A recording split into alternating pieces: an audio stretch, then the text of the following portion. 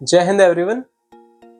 क्या आप सोच सकते हैं कि आप एक दिन सड़क पे बाहर निकले और सड़क पे आपको एक भी स्ट्रीट डॉग ना दिखाई दे? जी हाँ, और ये मैं नहीं बोल रहा हूँ, ये बोल रहा है supreme court of India in its latest verdict of 11 अगस्त कि दिल्ली के सारे 10 लाख डॉग्स को डॉग शेल्टर्स में डाल दिया जाए, और वो भी नेक्स्ट 6 to 8 वीक्स में। जी हाँ, तो आइए डिस्कस करते हैं कि सुप्रीम कोर्ट ने इतना बड़ा डिसीजन किसके कहने पे लिया और किसने इसके अकॉर्डिंग केस किया था। तो फ्रेंड्स, अब अगर बात करें कि ये केस सुप्रीम कोर्ट तक कैसे पहुंचा या फिर किसने किया, तो एक्चुअली में ये केस किसी ने भी नहीं किया। सुप्रीम कोर्ट के पास एक पावर होती है सुओ मोटो, जिसका मतलब होता है स्वयं संज्ञान लेना। तो सुप्रीम कोर्ट ने इसका संज्ञान गवर्नमेंट से लिया था और फिर उसके बाद इस पर हियरिंग शुरू हुई।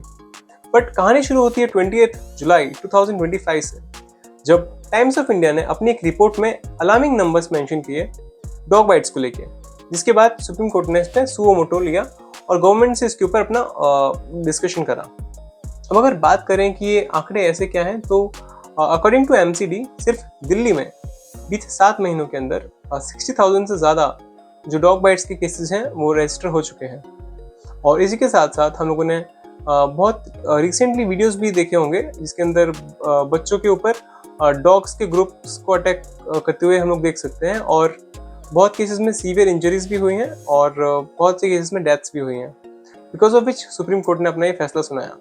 अब अगर बात करें फ़ायदों की, तो इस डिसीजन के 2 मेजर फ़ायदे हैं। सबसे फर्स्ट ये कि जो भी इंडिया के अंदर 18 से 20,000 डेथ्स होती हैं बिकॉज ऑफ रेबीज, उनके आंकड़ों में बहुत कमी आ जाएगी।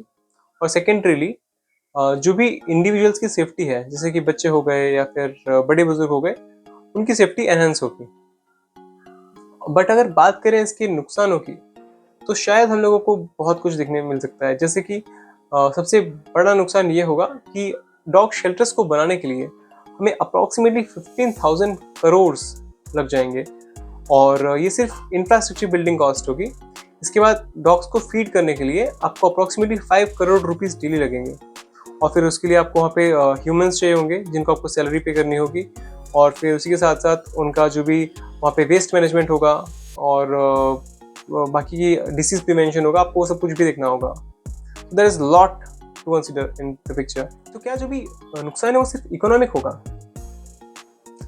लेट अस कंसीडर, चलो गवर्नमेंट ने पैसे दे दिए, आपने सेंटर्स बना दिए, डॉग्स को डाल दिया।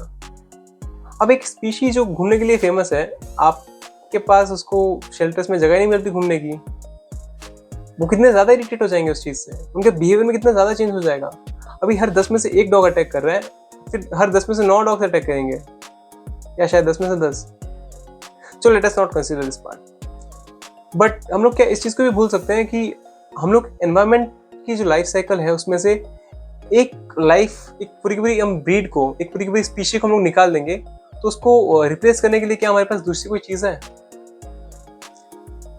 अब यहाँ पे रिप्लेसिंग की बात क्यों? बिकॉज डॉग्स जब स्ट्रीट्स पे रहते हैं तो वो खाते हैं चूहे को या फिर उनकी डेड बॉडीज को।